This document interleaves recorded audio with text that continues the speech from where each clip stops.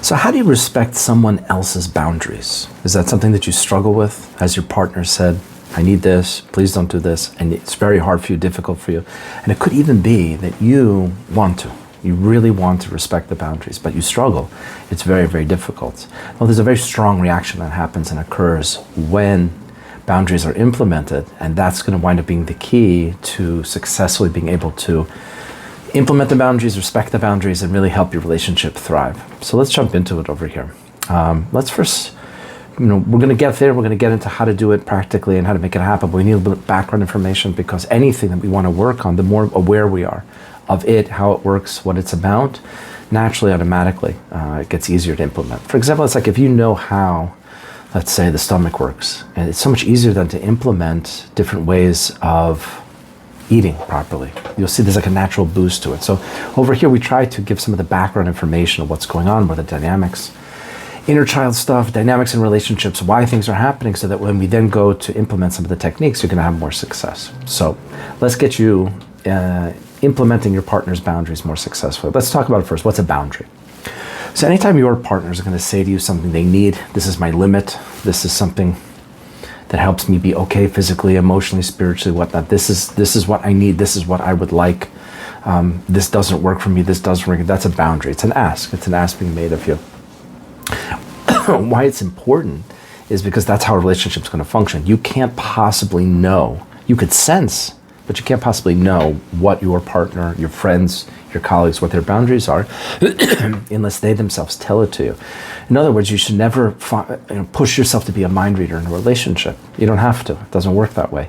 You want, let's say, your partner, you want them expressing, hey, I like this, I need this, or please don't do this, please stop with that. You want it because then you have the ability to implement it. So what's happening is your partner is asking, you're hearing it, level 1 hearing, but then there's level 2 hearing where you actually implement it. Your behavior changes as a result. This builds safety, this builds trust, this builds a sense of connection, and this helps a relationship really, really thrive.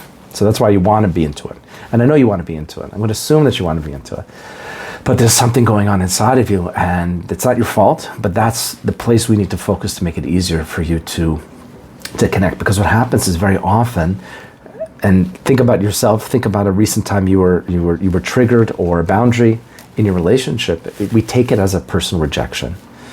You know, for example, you don't want to spend time with me, or you need more time to yourself as a rejection. But we're going to get into some specific examples, but that's what's going on, is how we take or how we respond to the request for a boundary, which is what makes it difficult. So your partner may say the boundary, here's something I need, or here's something I need not to happen.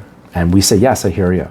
But then in the implementation of it, it's very difficult. We're having our own emotional experience. You're having an inner trigger experience as this is going on. So it's a common misunderstanding. So let's get into it a bit here about respecting boundaries. Here's what happens. Your partner is going to express a particular boundary. And like I said, we're going to get into some examples really soon.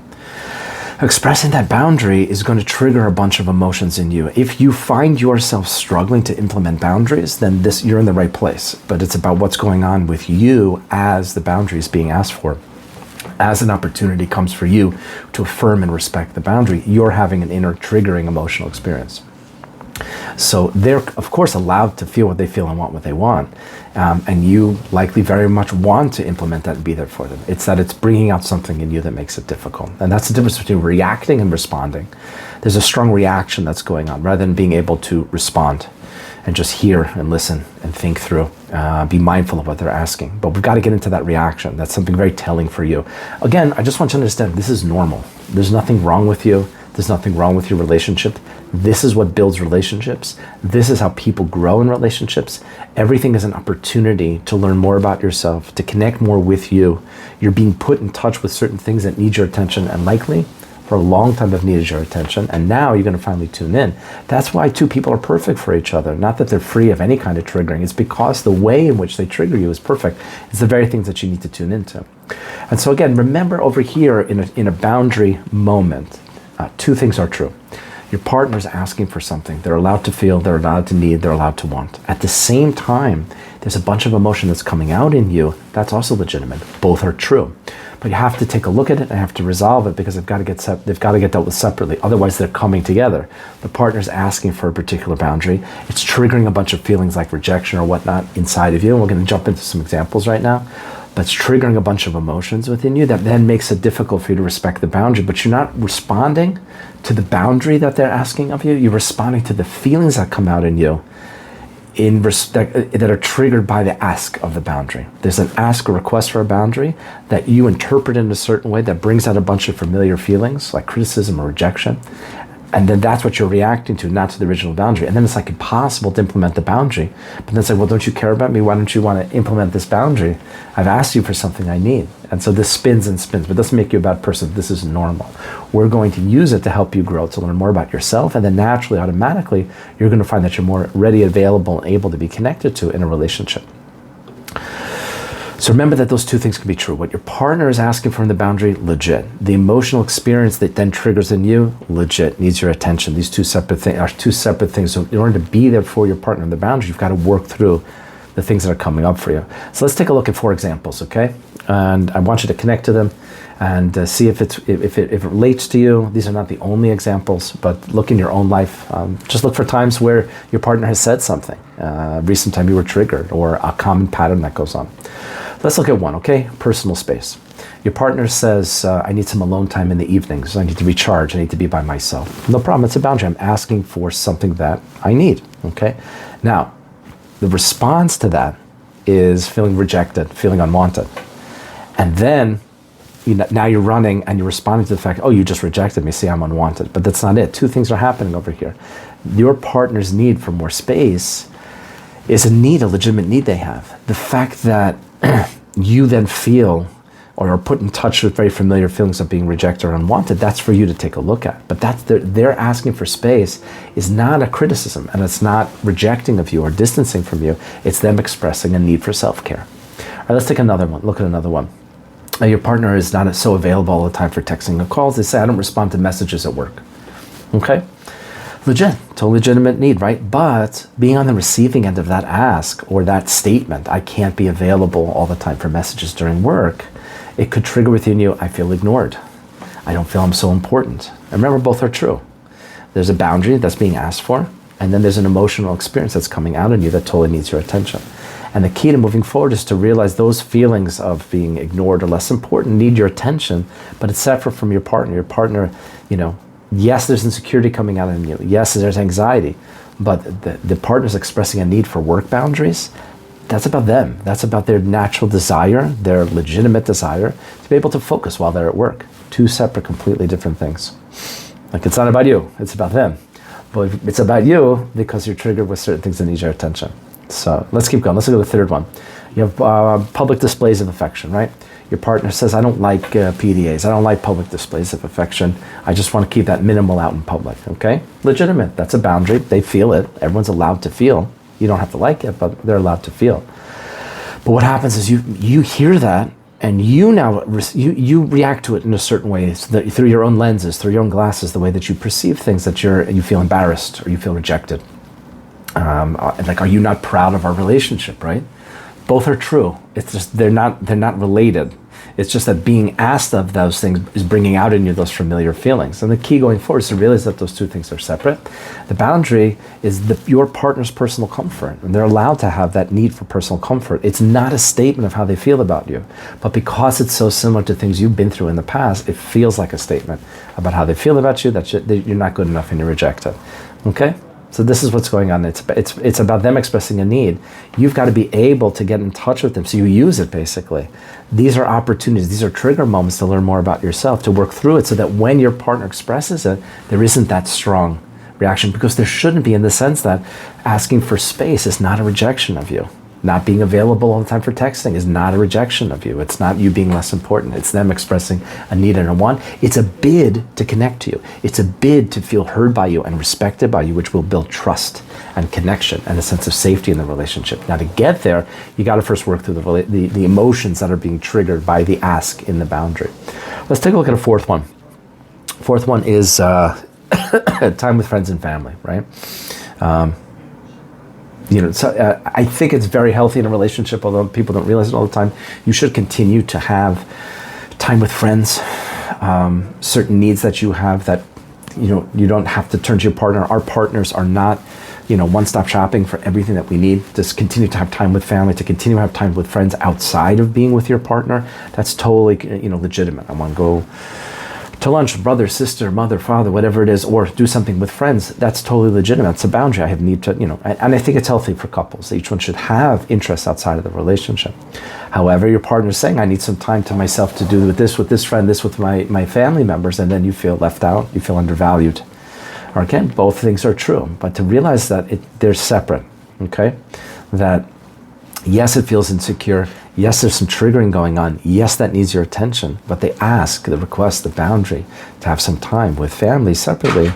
That's about them maintaining their own independence, about them having their own interests and being able to meet their own needs, which is completely legitimate, right? And if you looked at it independently, right? Or if your friend told you such a story, you'd say, oh yeah, no big deal, they're allowed to have time themselves. So you see what's going on here. So let's get to that reaction. Let's start to dig into this a bit more and get you more connected. So let's talk about 4 steps to deal with this, okay? And so as we're talking, I want you to pick a moment. You can think about any trigger and likely just ask yourself, what was the boundary that was being asked of me? Or you know that your partner has a particular boundary, or you connected to one of the 4 that we just talked about and discussed. Great, no problem. I want you thinking about it as we go through these steps, so you can already start to practice it. But the first is to think, what was the boundary that was asked of you and it triggered you, okay? And what we got to get at to identify a moment and to realize that these boundary request moments that bring out a strong emotional reaction with you is an opportunity that is happening for you, not to you. It's an opportunity for growth, for you to reflect on it, for you to really get to know it. So identify one of those times. Now, forget about what your partner said. Forget about what they were asking. Connect back in that moment, because we can do that. You can go back in time. You can go way back in time. The feelings are still there. We don't know the feelings. We don't have the vocabulary for the feelings. Often we don't even know what a feeling is. For many of us, we've been running and avoiding our feelings. We got a message as a kid, don't feel. It's bad if you feel. It's not okay to feel. Something bad will happen if you feel. Or some people grew up in a home where it was about the parents and not about the kid. And so you don't know what your feelings are. We've got to break through that. That's your key. So it gets you to stop. When your partner asks for a boundary and then you make, oh, you're rejecting me, you're doing this to me, it's an avoidance method. You're not really tuning into feelings. So what we want to do is get ourselves a feelings chart and just go search feelings chart.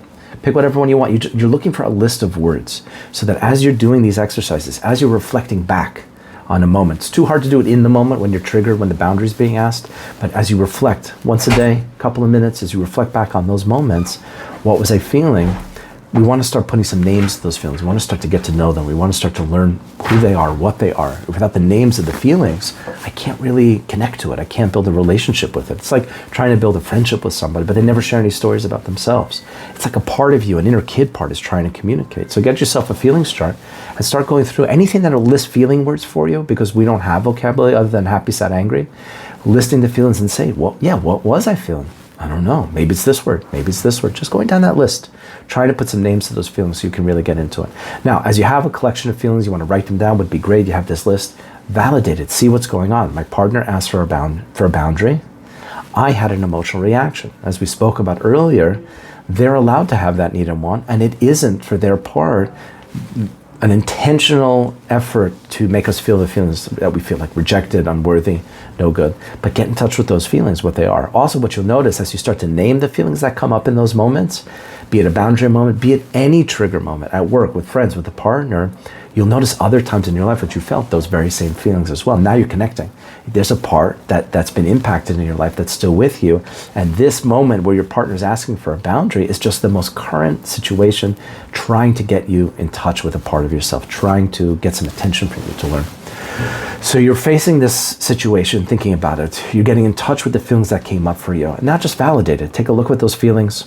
See what it is that you were feeling. See if you can connect to other times you felt those feelings. Realize that it's okay to feel those feelings. Feel that kind of aha moment of, this is why it's been so hard for me to say yes and okay and be supportive when my partner asks for a boundary. Now I see it. I'm not bad. You're not bad. You're not wrong. You're not weak. There's nothing wrong there. This is what's been going on. This needs your attention. You've just added a whole new dimension here. The boundary asking are opportunities for you to further deepen your connection with yourself. And then just remind yourself, now that you can see with a bit of a distance, yes, my partner's asking for a boundary. Yes, they have a need for space, or to be able to focus at work, or to connect with family or friends. Totally legitimate need. And I have a part of me that I brought into this relationship and has all of these feelings and longs all these feelings. And I'm allowed to feel those feelings also. It's just that my partner's not trying intentionally to connect me with those feelings. It's happening because it's similar. The ask for space, that I can't be in touch with you during work, makes you feel unimportant and invalidated. It's just because that's similar to many experiences that you went through in the past. Both are separate. Both are true. And now you can connect to yours on your own and do your own work. The more that you take the time to deconstruct these kinds of triggering moments and boundary moments, the more you name the feelings and really get to know those feelings, the less and less you'll be triggered in those moments with your partner. It's either we take the time to tune into these feelings and get to know them, or we'll continue to be around people and situations that attempt to bring out those feelings and put us in touch with them over and over and over again. So that's it. Pick a time and a moment. Start to name the feelings and get to know it. Where in the body were you feeling those feelings? Validate those emotions. Understand that your partner's allowed to need space, or whatever the boundary is. You're allowed to feel the feelings that you feel, but it's really something separate from your partner. They aren't attempting to make you feel invalidated. And then reframe it and realize that both of them are true, and both of you are allowed to feel and need as you do, and they're separate, completely separate. And start to watch the very same, you'll know it's working, because the very same moments will occur. Your partner will ask for a boundary, and it'll still be difficult at first, but you'll be more aware, more mindful, more present, more noticing what's going on within you, because you're now connecting to that part, not living, in isolation or distance from that, unaware of it. You're tending to it. So now you don't need a person triggering those feelings in you anymore. In order for you to get in touch with them, you're already on your own connecting to those feelings. Now you can be present. And now you're going to start to have more success implementing the boundary, because if asking for space or time with friends or family isn't a rejection, isn't making you feel unimportant, isn't about making you feel worthless, well then sure, go for it. Get the time. I'm connecting to you, bonding with you, building trust, helping you feel reassured. And my own feelings, I'm tending to on my own. You see them as separate. So that's what's really going to work. The boundaries are now respected. The trust is there. Your partner's asked for something. You're listening and you're implementing. Two parts of listening. I can say I hear you, but I don't change a thing. That's okay. It's for a start. But there's got to be the action of me actually implementing it. And then they feel heard. They feel understood. They feel safe. Trust is built and respect is built up. Then you yourself could ask for your boundaries also. So this really builds the relationship, improves the connection. And this is what partners should be doing. Be it a boundary moment or any moment that brings out a strong emotional response, there's what the situation that's being discussed, the boundary, but then there's the underlying emotional piece that deserves some attention also. This is also how people become emotionally mature and less triggerable, less fly off the handle, more balanced, more reassured, more able to see how both things are true, how everyone's allowed to have a feeling. That's the starting point. You hear me and I'll hear you, and then we'll discuss and try to figure it out. So this is the pathway. This is to go, is to flip the boundary moments on its head. You are not bad. You are not weak. You are not unable, incapable. You mean well. You want to implement your partner's boundary. Them asking for a boundary is awesome, that they're sharing and speaking up, that they feel safe and secure enough to tell you, that your partner's emotionally mature enough to know what they need and want. Awesome. Because you can't know that. You're not a mind reader. And now they're sharing it and you so want to implement it. Once you work through this, and as you start to work through it and realize I'm being triggered and assuming that they're invalidating me, but they're not. It's just something similar that I've been through in the past. You take care of your own feelings, and then when your partner asks for their boundaries, you'll be able to step forward, meet their boundaries, and see your relationship really thrive and grow.